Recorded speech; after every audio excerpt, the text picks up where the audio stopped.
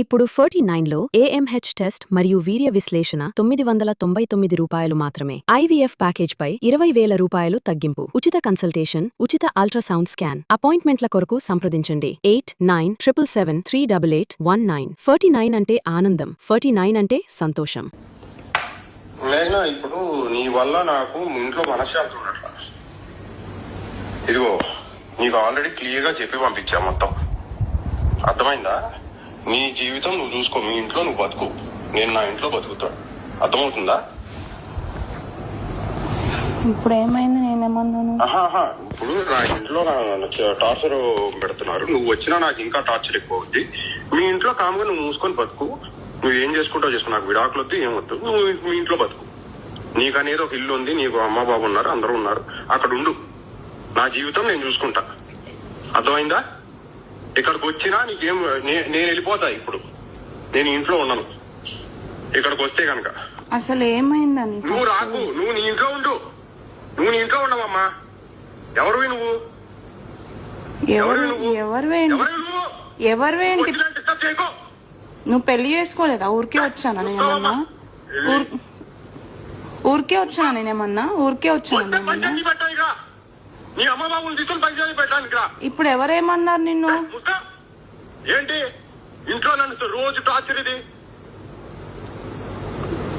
నీ సైడ్ నీకే అంత టార్చర్ ఉంటే నాకెట్లుండాలి? చేసుకొని వెళ్ళిపోండి. ఏం కావాలో? అసలు ఏమైంది? ఎందుకు అరుస్తున్నావు అట్లా? ఇప్పుడు ఎవరేమన్నారు నిన్ను? నేనైతే నేను ఫోన్ చేయట్లేదు, నేను డిస్టర్బ్ చేయట్లేదు. ఇంట్లో ఉండు, ఇక్కడ ఉండకు. ఇది నీ ఇల్లు కాదు, నీకు సంబంధం లేదు. అదే అత్తమ్మ, దాని తర్వాత అయితే ఏమైతే అడగలేదు అత్తమ్మ. చైన్ బ్రేస్లెట్ అయితే ఎవరు తాంపేదని అడిగితే మా వాళ్ళు కాదండి మమ్మీ. అంటే మీ ఇంటికి వచ్చాక ఎవరు అసలు? అత్తమ్మ మా అమ్మ. ఇప్పుడు నేను అమ్మ బిడ్డని ఎలా చూసుకుంటా? నా బిడ్డలాగా చూసుకుంటా ఇప్పటికి కూడా. ఏంటి నేను అడగలేదు అత్తమ్మ. ఐడియా ఉన్నంత వరకు అయితే మమ్మీ వాళ్ళైతే పెద్దనాన్న వాళ్ళు కూడా దీని గురించి అడిగినట్టయితే లేదత్తమ్మ. చైన్ అడిగినా పెట్టము అని అయితే ఇప్పుడు నా ముందే అడిగారులే గాని అమ్మ చెప్తే విన్నానే. మా వాళ్ళు కాదని. ఎవరు అసలు వాడు? అట్లా ఏమైతే జరగలేదు అత్తమ్మ. నాకు తెలుసు కదా. చైన్ అయితే అప్పుడు ఎప్పుడు అత్తమ్మా? ఎంగేజ్మెంట్ ముందా లేకపోతే ఎప్పుడు అత్తమ్మా? ఎంగేజ్మెంట్ కి పెట్టారు. పెళ్లికి అడిగితే ఏమన్నారు? అమ్మని అడుగు. సాంపేదనాన్ని అడిగితే మా వాళ్ళు కాదని. ఏది చైన్ అత్తమ్మా? ఏదో అడిగితే మా వాళ్ళు కాదని. చైన్ రింగ్ ఏమైనా అడిగారా అత్తమ్మా? రింగ్ ఏంటి చండాలంగా? అంటే డైమండ్ రింగ్ అట్లా అత్తమ్మ. అంటే నాకు తెలియదని అడుగుతున్నా అత్తమ్మ. నాకైతే నిజంగా ఐడియా లేదు దీని గురించి. ఉంటే నేను అంటే వాడిని కూడా మీరు కూడా ఒక మనుషులాగా ఒక వాల్యూ ఇస్తే వాడు కూడా మా మామగారి ఇల్లు, మా అత్తగారి ఇల్లు అని వచ్చి చక్కగా ఉండడానికి వాడికి ఇష్టం కలిగింది. కానీ వాడు ఎప్పుడు బయట పడలేదు. కానీ ఒక గుర్తుకు పెట్టుకోవాలి, గుర్తించాలి కదా. మా ఇంటికి వస్తున్నాక మా బిడ్డని గుర్తించాలి. అది గుర్తించాల లేదత్తమ్మా. ఇప్పుడు మమ్మీ కూడా అంటుంటది రాజు. నేను చెప్పా, ఇప్పుడు తను డబ్బులు లేవు, వ్యాపారం పెట్టాలి, బిజినెస్ పెట్టాలి. నీకు నేను చెప్పా, ఒక 2 కోట్లు మా తీసుకొచ్చి అదే ఏం వ్యాపారం పెడదాం పద అని చెప్పి నిన్ను అనమన్నా. నువ్వు ఆ పని చేసావా? దాని తర్వాత నాకు అసలు ఆ సిచ్యువేషనే రాలేదత్తమ్మా. ఫోన్స్ దాని గురించే మనం వాష్రూమ్ లో వినడము, దాని తర్వాత ఆ టెన్షన్ లోనే ఉన్నాం కదా అత్తమ్మ. అసలు ఇంకా వాడు అంటే డిప్రెషన్ కి వెళ్ళిపోతున్నప్పుడు అన్న నేను చెప్పాను, ఏమి కంగారు పడొద్దు, టెన్షన్ పడొద్దు అని ఇట్లా చెప్పాను అత్తమ్మ అన్నావు. గాని ఇప్పుడు నీ పేరున ఎన్నో ఉన్నాయి అంటారు. వాడి చేతికి ఇచ్చి ఇది చేద్దామని అంటే వాడికి ఒక తృప్తి ఉంటది. అసలు మీరు గుర్తించింది ఎక్కడ? డాడీ గుర్తించింది ఎక్కడ? ఎప్పుడు దాని గురించి తర్వాత అంత సీరియస్ డిస్కషన్ రాలేదత్తమ్మ. ఎప్పుడో స్టార్టింగ్ లో మరి వస్తే రావచ్చు అత్తమ్మ. అంతేగాని మీరు దాని గురించి చెప్పిన తర్వాత అసలు మేము అడిగేదాకేంటి మేము అడిగేదాకేంటి? వాడికి అసలు పెళ్ళప్పుడు ఏం చేశారు డాడీని ఆలోచించుకోమని, ఏం చేశారా ఆలోచించుకోమని. పిల్లడికంటే ఒక వాల్యూ ఇచ్చారా? కనీసం గొడుగు పట్టడానికి కూడా రాలేదు, వర్షంలో తడుస్తా నుంచున్నాడు. ఎంత ఘనంగా తీసుకెళ్ళాలి ఇంటికి, లేదంటే అక్కడికి వచ్చినప్పుడు గాని ఇవన్నీ ఉండుంటాయి వాడికి మైండ్ లో. నాకు బాధని వాడికి అక్కడే మైండ్. అందుకని అప్పుడు ఉండమంటే వాడు ఉండలేకపోయాడేమో అనుకుంటా ఉంటాను. లేదత్తమ్మ నాకు చెప్పాడు, అలా అని కాదత్తమ్మ. నేను ముందే ఆయన అడుగుతూనే ఉన్నత్తమ్మ. అంటే నార్మల్గా నీకేమైనా ఇబ్బంది ఉంటే నాకు చెప్పు అని అంటే, ఇబ్బంది ఏం లేదు, కాకపోతే నువ్వు అర్థం చేసుకోవాలి. కానీ చెబుతాడా? మా అమ్మాయి పేరు ఎంత ఉంది అంత ఉంది అని చెప్తున్నారు కానీ కనీసం ఇంత ఇచ్చి ఏదన్నా వ్యాపారం చేసుకో. మామయ్య గారికి అక్కడ డబ్బులు లేక ఇబ్బంది పడ్డాడు. ఇప్పుడు ఏంటి, తక్కువ రేట్లకైనా బిడ్డల ముందు వాళ్ళకి డబ్బులు చేతికి ఇచ్చి బిజినెస్ చేయించాలని తక్కువ రేట్కైనా అమ్మేశారు ఇప్పుడు కొన్ని స్థలాలు. అత్తమ్మ మీరు అప్పుడు ఒకసారి అన్నారు అత్తమ్మ దీని గురించి, ఒకసారి ఇట్లా ఆయనతోనైనా ఆయన తృప్తిగా ఫీల్ అవుతాడు అని అన్నారు కదా అత్తమ్మ. ఇప్పుడు నాకు తెలిసిందైతే నేను చెప్తున్నా అత్తమ్మ, ఇది స్టార్టింగ్ లో చేయనదైతే నాకు నిజంగా ఐడియా లేదు. చెప్పింది అమ్మ, చెప్పింది అమ్మని సాంపడినాను అడిగాడే. మామూలుగా అడిగితే వల్ల కాదండి అంటే అసలు వాడికి వాల్యూ అంటే ఎక్కడ ఇచ్చారు? అయితే ఇది అసలు ఎంత వేదనగా ఉంటుందో తెలుసా? ఇప్పుడు నువ్వు నా ఇంటికి వస్తుంటే నా ఇంటి బిడ్డ నా బిడ్డ అనుకొని నీకు ఖర్చు పెట్టుకున్నావు. ఎందుకు? మేము అప్పులు చేసుకొని వడ్డీకి డబ్బులు తెచ్చుకొని కూడా మా బిడ్డ అని చెప్పి నీకు అట్లా చేసుకున్నాం. అంటే పెళ్లి ఖర్చులు తీసి మామూలుగా 2 కోట్లు అయింది.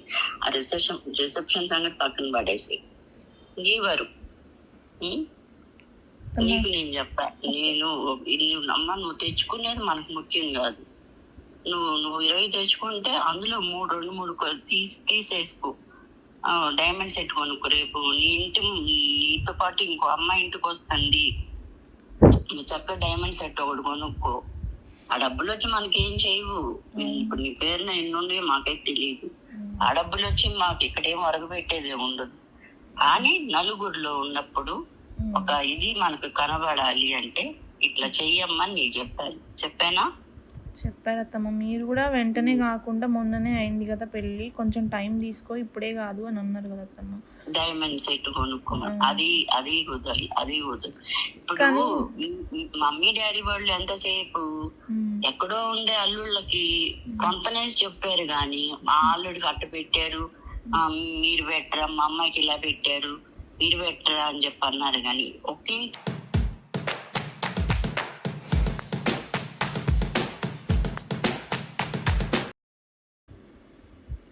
ఏదత్తమ్మా, దేని గురించి వస్తామా?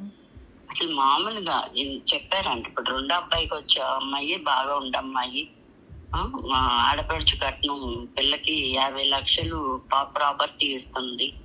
ఇవన్నీ చెప్తే కూడా అవి పరిగణలోకి తీసుకోవాలా? అంటే ఇద్దరు ఇంటి కోడలు ఇంటికి వచ్చే చోట దాని గురించి పరిగణలోకి తీసుకోరు కానీ ఇద్దరు వేరు అల్లుళ్ళు పరిగణలోకి తీసుకోవాలా?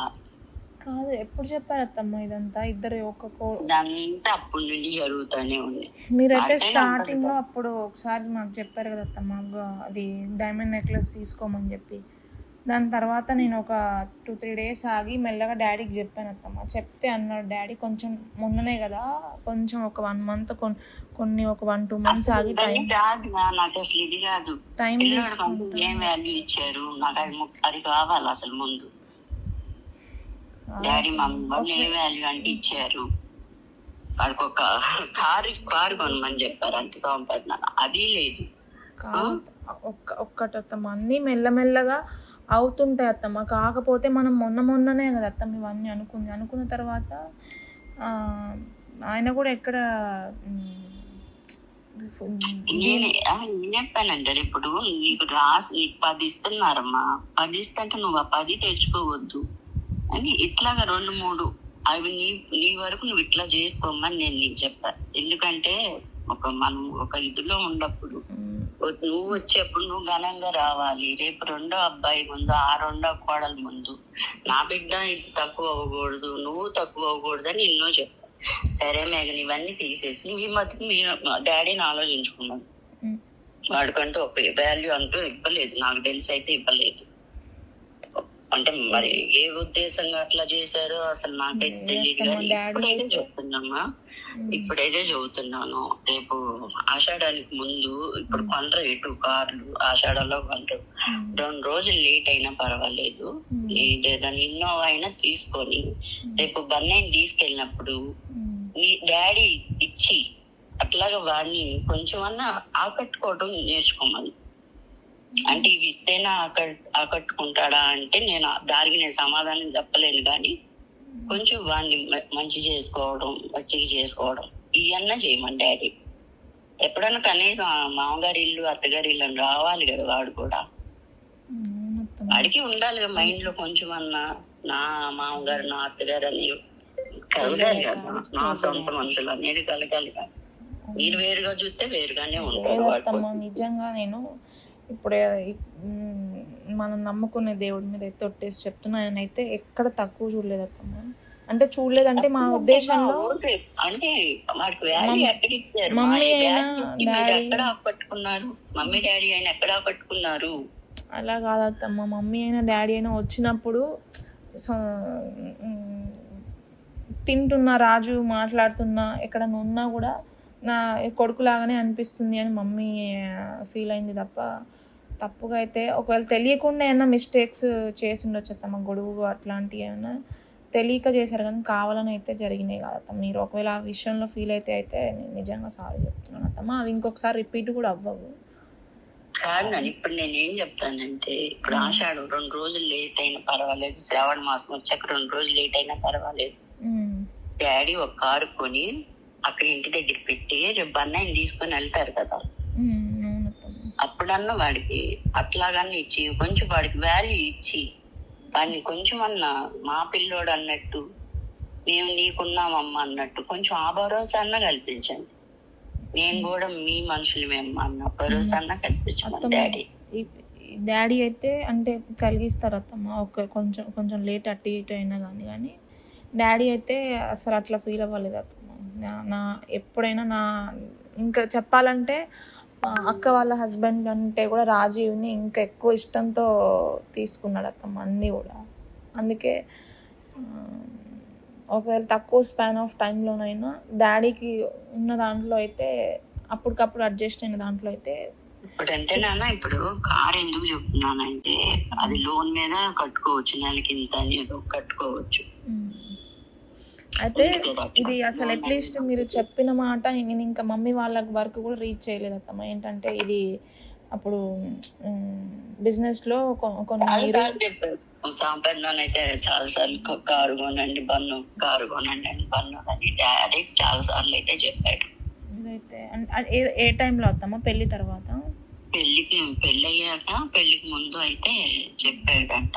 పెళ్లికి ముందు అయితే చెప్పలేదు అనుకుంటున్నా. అయితే పెళ్లి తర్వాత అయితే మీరు అప్పుడు నాతో అన్న ఈయనకి కొంచెం కార్ కావాలి ఎటన్నా వెళ్ళడానికి అని మొన్న కదా నాన్న, అది మొన్న కదా జరిగింది. అప్పుడు జరిగింది. అది డిప్రెషన్ లో ఉన్నప్పుడు నా కార్ ఇప్పిందని నాకు తెలిసింది కూడా అప్పుడే జరిగింది. పెదనాన్న ఉండి అడిగాడు సాంప్రదాయాలు. ఇప్పుడు నన్ను అసలు అది కాదు నేను అనేది ఏంటంటే వాడికి కూడా కొంచెం మేము నీ మనుషులం అయ్యా, నువ్వు మా బిడ్డవన్నా ఆకట్టుకోవడం, ఆ భరోసా కల్పించమని డాడీ అట్లన్నా. రేపు దీనికి దానికి కూడా ఆస్తులు అమ్మేయాల్సిన పనే ఉండదు. నెలకి లోన్ ఇంత అని కట్టుకుంటారంట. అలా కట్టుకొని ఒక ఇన్నోవా కార్ రేపాడు వచ్చినప్పుడు అట్లాగా అన్ని కొంచెం అన్నా ఆకట్టుకునే విధంగా చేయమని డాడీ. ఊరికే తీసుకెళ్ళి అన్నం పెట్టి నిన్ను పంపించడం కాదు, బట్టలు పెట్టి. ఇదైతే చెప్పు డాడీకి. సార్ అయితే నేను చెప్తాను అత్తమ్మ. ఇంకొకటి అదైతే చెప్పున్నాను. దీని గురించి మీరు ఏమనుకున్నా నాకు బాగా ఎందుకంటే రేపు నేను జరగబోయే దాని గురించి నేను ఇప్పుడు ఇది చేసుకుంటున్నాను అనమాట. వాడిని కూడా ఒక వాల్యూ ఇవ్వండి, వాడిని గుర్తించండి. లేదత్తమ్మా అసలు మా బిడ్డ మా అల్లుడైనప్పటికీ మాకు బిడ్డ అని చెప్పి అదొక్కటి చేసుకుంటే మేము మాకు బిడ్డకి కారు ఇద్దామని అనుకున్నాం, కానీ వాళ్ళు వద్దన్నారు కారు. మాకు చాలా కార్లు ఉన్నాయి, మాకు వద్దు ఈ కార్లే. అట్లాగా అసలు పెళ్లికి ఏదన్నా పెట్టమని అడిగితే మా వాళ్ళు కాదన్నమ్మ. నాకు తెలుసు ఆ మాట. అంటే మా ఇక్కడే ఉండి మాట్లాడాడు స్పీకర్ పెట్టి. డైమండ్ సెట్ అడిగితే మేము చెప్తాము చెప్పాల్సింది. అసలు మాకు మేము వడ్డీకి తీసుకొని డబ్బులు పెళ్లి అంతా కార్యక్రమం జరిగించాం. ఇప్పుడు బన్నయ్య కోసం తక్కువ రేట్ అయినా సరే ఇచ్చి పడేసి ముందు డబ్బులు చెప్తాం అన్నమాట. ఎందుకంటే బిడ్డ బాగుండాలి ముందు, మనకి అది ముఖ్యం. మనకి మామూలుగా చూసుకుంటే అయినా ఎక్కువ సార్లు ఇక్కడ రావడానికి కూడా ఛాన్స్ దొరకదు కదా. మనం పెళ్ళైన తర్వాత వైజాగ్ వెళ్ళడం, వచ్చిన తర్వాత మనం కూడా ఈ ఫోన్స్ గురించి దాని గురించి ఎక్కువ టెన్షన్ పడ్డాను. ఇప్పుడు మేము కారు కొనుక్కోవాలంటే కొనుక్కోగలమమ్మా, కానీ ఈ వైపు నుంచి కూడా వాడిపోక అంటే ఇది రావాలి కదా, పాజిటివ్ మైండ్ రావాలి కదా, అట్లా ఉండాలి కదా. నేను కోరుకుంటున్నది ఇప్పుడు మీరు ఇస్తేనే కారు మాకు ఉంటదని కాదు. లేదంటే మామయ్య కొని పెడతాడు, మామయ్య కొని పెడితే వాల్యూ ఏమొస్తుంది డాడీకి. అది నేను అందుకోసం లేదంటే ఇప్పుడు కొని పెట్టేవాళ్ళు మామయ్య. డబ్బులు ఉన్నాయి ఇంట్లో, పొలాలు ఉన్నాయి, డబ్బులు ఉన్నాయి, కొని పెట్టేవాళ్ళు. కానీ మీకు ఐదు రాదు కదమ్మా. నేను ఆలోచించుకొని నిర్ణయం తీసుకున్నా. నేనే నీకు చెప్తాను, నువ్వు అది ఎట్లాగా ఆచరణలో పెట్టుకుంటావో ఇక నీ ఇష్టం. అది నేను పెట్టుకోకపోయినా నేను చేసేదంటూ ఏమీ లేదు. లేదత్తమ్మా, మీరు సరే మీరు చెప్పినా ఇప్పుడు మేము చెప్పినా పెళ్ళైన తర్వాత మేమిద్దరం మంచిగా ఉండాలనే చెప్తారత్తమ్మా మీరు. మా అమ్మాయి నేనైతే నీ ఫస్ట్ నుంచి వద్దమ్మా, చిన్నపిల్లవాళ్ళు అట్లా ప్రాంతం చేసుకోరు అని నాకు తెలిసిన వరకు నేను అన్ని నీకు చెప్తూనే వచ్చాను. కానీ మీ ఇద్దరికి ఫస్ట్ నైట్ ఇట్లా జరిగింది అత్తమ్మ ఒక్క మాట నాకు చెప్తావా? చెప్పలేదు. ఇప్పటికి అంతా ఇదైపోయా. అత్తమ్మ నేను ఆయనతో కూడా చెప్పుకుంటూనే వచ్చాను అత్తమ్మ. అత్తమ్మ మీరు అడిగిన రోజే నాకు చెప్పాను కూడా, అత్తమ్మ ఇట్లా అడిగింది మరి అంటే మనం ఏమని చెప్పాలి అంటే, అలా ఎందుకు చెప్తావు, ఇట్లనే చెప్పు మరి, ఎందుకు బాధ పెట్టడం మమ్మీ వాళ్ళని అని అన్నాడు. ఆయన అన్న తర్వాత ఆయన కాదని చెప్తే మళ్ళీ ఆయన ఏమైనా అనుకుంటాడు, ఆయనకి ఏమైనా బ్యాడ్ ఫీలింగ్ అట్లా ఏమైనా వస్తుందేమో అని చెప్పి నేను కూడా చెప్పలేదు అత్తమ్మ. అప్పటికి నేను ఆయన ఫోర్స్ చేస్తూనే వచ్చాను. మరి 2 రోజులు ఉంటాము ఇట్లా అని చెప్తే, దాని గురించి తర్వాత చూద్దాం, తర్వాత మాట్లాడదాం అనుకుంటూ ఇంకా దాని తర్వాత నీకు చెప్తూనే ఉన్నది అత్తమ్మ. మెల్ల కిందికి వచ్చి అట్లా ఫోన్స్ మాట్లాడుతుండము అట్లా చేస్తున్నాడు, బాత్రూమ్కే వెళ్తున్నాడు, లేట్గా స్నానం చేస్తున్నాడు, వచ్చే వరకు పడుకుంటున్నాడు. ఇంకా అవన్నీ అయిపోయినాయి. అసలు ఇప్పుడు నేను జరగాల్సిన దాని గురించి చెప్తున్నాను మీకు. అదే అత్తమ్మ, అది అయిపోయింది, అదొక ఇది అయిపోయింది. అసలు అది వదిలేద్దాం. అదే అత్తమ్మ, మీరు చెప్పింది అర్థమైంది. అంటే కాకపోతే మనం ఏంటంటే ఆయన మా ఇక్కడికి రావడానికి కూడా ఎక్కడ కూడా ఛాన్స్ అంతగా పెద్దగా దొరకలేదు కదా అత్తమ్మ. అంటే పెళ్ళైన కొత్తలో 16 రోజుల పండుగ లేదా దావత్ అట్లా ఇచ్చినప్పుడు వచ్చారు, కానీ సపరేట్గా ఆయన మమ్మీ వాళ్ళ ఇంటికి వెళ్ళేసి అసలు ఆకట్టుకుంది ఎక్కడ? నేను అది అడుగుతున్నాను, అది ఎక్కడ ఆకట్టుకున్నారు? అంటే టైం అనేది ఎక్కువ లేదు కదా అత్తమ్మ, మనకు ఉన్నది 1.5 month అయింది అత్తమ్మ. కారుకి ఎంత కావాలరా? కారుకి ఎంత కావాలి? అదే కారు గురించి కాదత్తమ్మ అన్నది, అన్ని ఆకట్టుకోవడానికైనా ఇక్కడికి ఆయన సపరేట్గా ఎప్పుడు వచ్చింది లేదు కదా అత్తమ్మ. సరే అదే కానీ ఇప్పుడు మాత్రం జరగాల్సింది నేను చెప్పాను.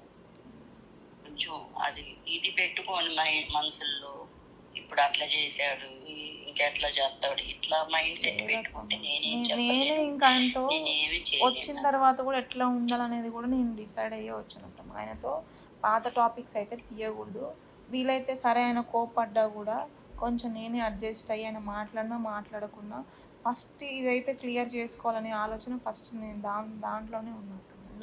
అలాగే ఉంటూ ఇది కూడా వాడికంటూ ఒక వాల్యూ ఇచ్చి ఇది ఒకటి చేయమని డాడీ తర్వాత ఇక డబ్బులు ఇచ్చి వ్యాపారం ఏదైనా పెట్టించుకోవాలా ఇక వద్దా అన్నది అది నీకు ఒకసారి చెప్పు.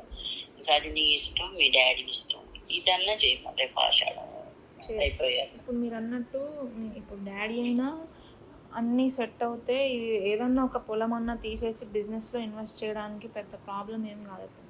మెయిన్గా డాడీకి కానీ మమ్మీకి కానీ ఇప్పుడు ఏముందంటే మైండ్లో ఫస్ట్ వాళ్ళిద్దరూ సరిగ్గా ఉండాలి. అది ఉన్నదంటే ఇంకేదైనా చేస్తారు అత్తమ్మ. అది సెట్ అయిందంటే ఏదైనా చేయడానికి వాళ్ళు రెడీగా ఉన్నారు. మీరు అడిగినట్టు మెల్లగా టైం తీసుకొని ఏంటి బిజినెస్లో అంటే అంటే సెట్ అవ్వరని అనుకుంటున్నారా? లేదత్తమ్మ, లేదత్తమ్మ, అలా లేదు. కాకపోతే వాళ్ళకి ఆ టెన్షన్ క్లియర్ అయితే ఫస్ట్ అదే కదత్తమ్మ చాలా పెద్ద టెన్షన్. ఇది ఒక క్లియర్ అయితే వాళ్ళ మైండ్ కూడా ఫ్రీ అయిపోతుంది. సరే అవన్నీ తర్వాత చేసుకుంటారులే కానీ ఇది నేను చెప్పింది ఇప్పుడు ఇదన్నా ఆచరణలో పెట్టమని చెప్తాను. లేదంటే అది కూడా సెట్ అయ్యాక మేము ఇద్దరం సెట్ అయ్యాక చెప్తారా అంటే నేనేం చెప్పలేను, చేయలేను. లేదత్తమ్మ చెప్తాను నేను కూడా. కానీ నేను కూడా ఎందుకు చెప్తున్నానంటే ఇప్పుడు నేను కొని వాడికి ఇచ్చుకోలేక కాదు, మీరంటూ వాడికంటూ ఒక వాల్యూ ఇచ్చినట్టు ఉండాలి, మీరు కూడా వాడిని ఆకట్టుకున్నట్టు ఉంటదని ఇది నేను చెప్తున్నా. ఇది డాడీ చెప్పి మరి అది ఆచరణలో పెడతావా లేదా అన్నది నీ ఇష్టం, మీ డాడీ ఇష్టం. ఎందుకంటే నేనేం చెప్పలేను. ఇంకా వీటి గురించి ఎక్కువ మాట్లాడుకోవడం కూడా అనవసరం. నాకు కూడా కొంచెము అంటే మీరు చెప్పింది అర్థమైనప్పుడు నా బాధ నేను చెప్తున్నాను అంతే. కొంచెం ఈ స్ట్రెస్ అనేది నాకు ఎంత వీలైతే అంత తొందరగా నేను వచ్చిన తర్వాత క్లియర్ చేసుకుంటే బెటర్. ఎందుకంటే ఈ మెంటల్ స్ట్రెస్ నేను కూడా అస్సలు తీసుకోలేకపోతున్నాను. ఆయన ఎట్లా ఉన్నాడో తెలియదు, డైవర్ట్ చేసుకుంటున్నాడో మరి ఏం చేస్తున్నాడో తెలియదు. కానీ ఫస్ట్ నుంచి అంటే నువ్వు కూడా నెగిటివ్ గా ఆలోచించగలవు, పాజిటివ్ గా ఉండు. రేపు నేను వెళ్తాను, నా భర్తను నేను ఇచ్చేసుకోగలుగుతాను అన్న ఆలోచనతో ఉండు. కానీ ఇప్పుడు అక్కడ ఏం చేస్తున్నాడో లేకపోతే అది మాట్లాడుతుందేమో. ఆయన ఇప్పుడు ప్రశాంతంగా ఉంటున్నాడు, ఫోన్ జోడులు కూడా వెళ్ళట్లే ఎక్కువ. నైట్ అంటే నువ్వు ఉంటావు రేపు వచ్చాగా, ఇప్పుడైతే ప్రశాంతంగా ఉంటున్నాడు. ముందు ఇది చూడలేదు కదా, కోపంగా ఉంటేవాడు అంతకుముందు.